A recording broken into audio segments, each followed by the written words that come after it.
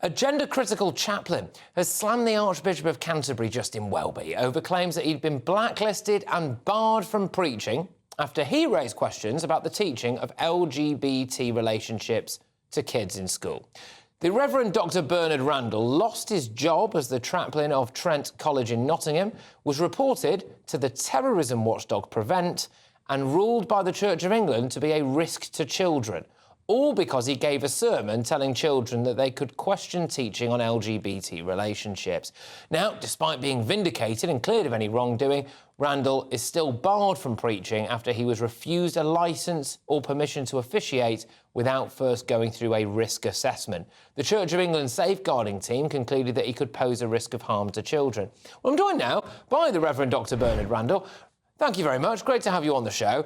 So just to clarify then, you were reported to Prevent and you are still banned by the Archbishop of Woke. For saying what exactly? Well, in fairness to Justin Welby, I'm banned by the Bishop of Derby. Right. And it's Justin Welby failed to intervene in that situation when he had the chance. So what I did was give a sermon saying that there are different viewpoints on LGBT matters. And you may accept that marriage is probably only of a man and a woman. You may believe biological sex is real. You may look at gender identity language and think it doesn't really make sense, can't be more than partly true.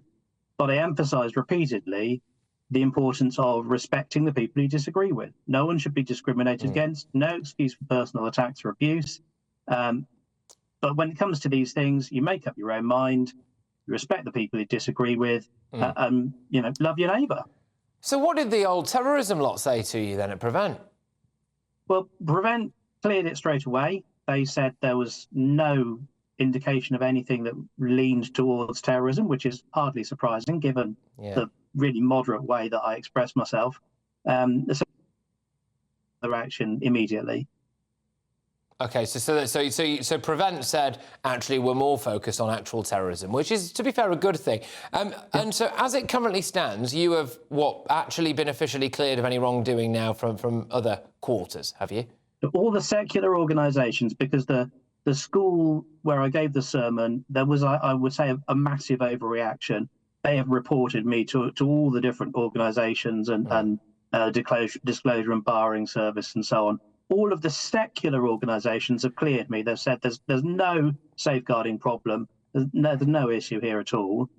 But the Church of England's own safeguarding team, because I taught that it is okay to hold the Church of England's teaching, regard me as somehow this indicates a risk to I do wonder, adults. I do wonder what Archbishop Welby's record is like himself when it comes to, safeguarding issues and always being on top of that in relation to children. I don't know. Are there any, has he always been bang on it? I think there have been a lot of criticisms of not just Justin Welby, but the wider leadership of the Church of England in terms of not really being as good at this as they should be. Thankfully, safeguarding in the church is much, much better than it was 10, 20, 30 years ago, and that's great. But there are so many problems being swept up from historic cases that weren't dealt with properly that are still not being dealt with now. People are not willing to take responsibility, and people who were relatively minor figures in safeguarding issues 20 years ago are now bishops and are not taking responsibility. And Justin Welby is one of those. If you look up on the internet his connection to John Smith, or Smythe with a Y, there are some questions to be asked, and we're still waiting for the official report on that, which is now, I think, 4 years overdue. So there are serious problems with accountability in the church hierarchy. I will say, and as you would expect me to, I will say at this particular juncture, having looked into things like that in the past, the church denying wrongdoing in the most stringent of terms, and Justin Welby absolutely likewise as well. Do you think he's wading in on woke political issues, and the Church of England generally is,